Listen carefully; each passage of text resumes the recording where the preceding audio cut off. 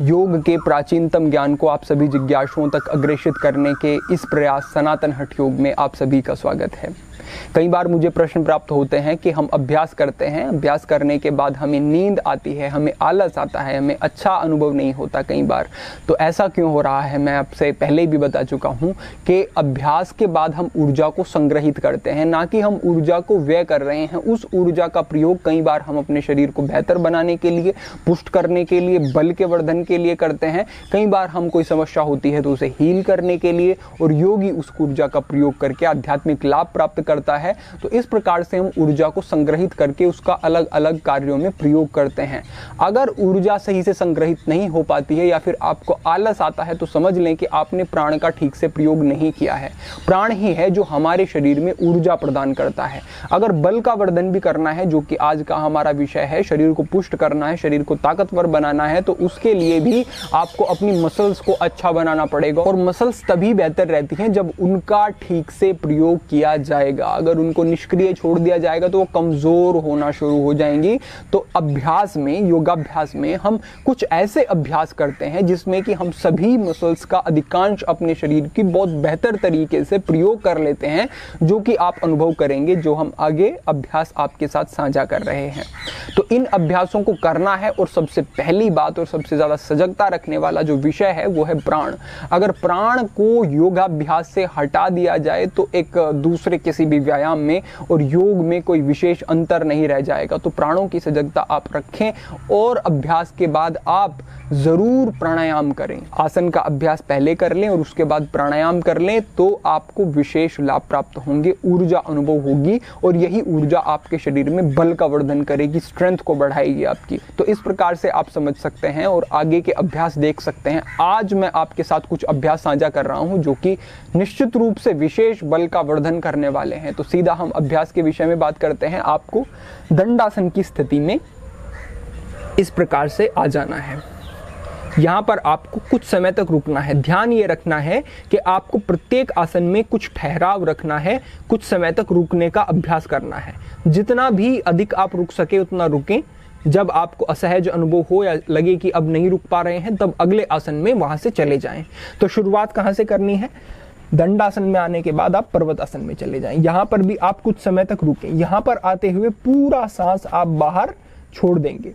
यहां से फिर आगे जाते हुए सांस भरेंगे। यहां पर आप कुछ समय तक रुकेंगे। सामान्य श्वास प्रश्वास चलती रहे, क्योंकि कुछ समय तक रुकना है। और यहीं से आपको पूरा श्वास फिर अंदर लेना है और यहीं से नीचे की तरफ जाना है और यहां पर आकर के रुकना है। यहीं से पूरा फिर नीचे जाना है। जितनी देर रुक सके उतना चतुरंग दंडासन में आपको रुकना है। और यहीं से आपको हाथ साइड में ही रख के रखने हैं और यहीं से सांस भरते हुए भुजंगासन की तरफ आगे बढ़ना है। सांस छोड़नी है, फिर से वापस नीचे आना है। यहीं से पैरों को फिर अंदर की तरफ करना है और यहीं से फिर चतुरंग दंडासन में जाना है। यहीं से फिर दंडासन में जाना है। यहीं से फिर पूरा सांस आपने बाहर छोड़ा और पर्वतासन में चले गए। फिर आप दंडासन में आए, फिर आप चतुरंग दंडासन में गए। सांस पूरा बाहर छोड़ा, पूरा नीचे, फिर आप पूरा ऊपर गए। फिर से सांस बाहर छोड़ते हुए नीचे, सांस भरते हुए ऊपर। यहीं से फिर सांस भरा, पूरा ऊपर, और यहीं से फिर पर्वतासन में चले गए।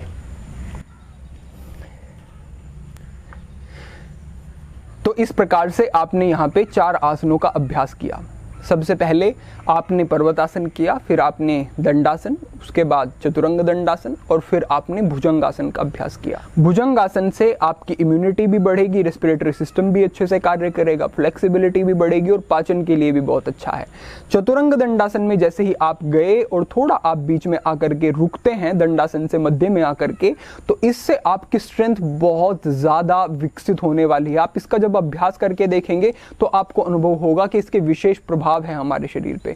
फिर हम दंडासन में गए और फिर पर्वतासन में, यानी कि जब आप भुजंगासन में गए तो आपने सामने वाले पूरे मसल्स को आपने स्ट्रेच कर लिया, पूरा फैशिया आपने रिलीज कर लिया, आपने फ्लेक्सिबिलिटी को भी इंप्रूव किया। और जब आप पर्वतासन में गए तो पूरे पीछे के शरीर में जितनी भी आपकी मसल्स आती हैं वो पूरी बैक की मसल्स आपने कवर कर ली, उसमें आपने अच्छे से उनको स्ट्रेच कर दिया, उनको स्ट्रेंथन कर दिया।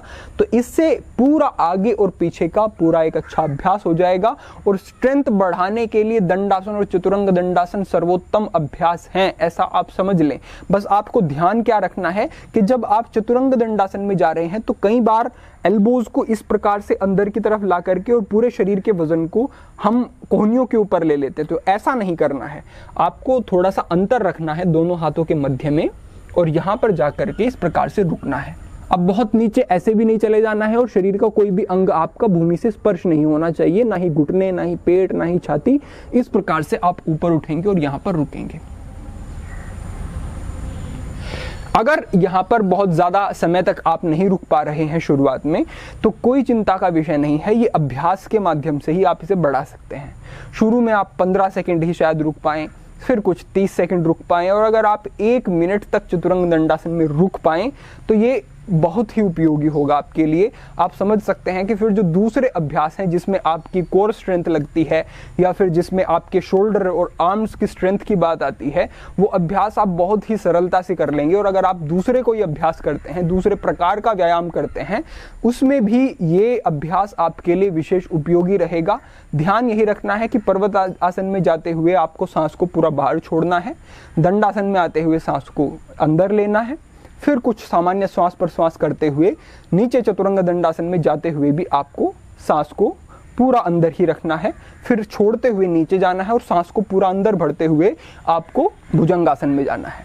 तो इस प्रकार से आप श्वासों की गति रखें और ठीक से इन अभ्यासों को अगर करते हैं तो विशेष लाभ प्राप्त हों। शरीर में बलवर्धन के लिए हठ योग परम उपयोगी है। इससे स्टेमिना भी बढ़ेगा, स्ट्रेंथ भी बढ़ेगी और मानसिक स्थिरता भी प्राप्त होगी। तो इन अभ्यासों को आप करें। जो भी प्रश्न होता है अभ्यासों से संबंधित वो कमेंट के माध्यम से पूछें, अवश्य प्रतिक्रिया दी जाएगी। आगामी वीडियोस के माध्यम से अन्य महत्वपूर्ण विषयों पर आपके प्रश्नों के आधार पर मार्गदर्शन होता रहेगा। आज के लिए इतना ही। सभी के लिए प्रार्थना, सभी के लिए मंगल कामना। ओम नमः शिवाय।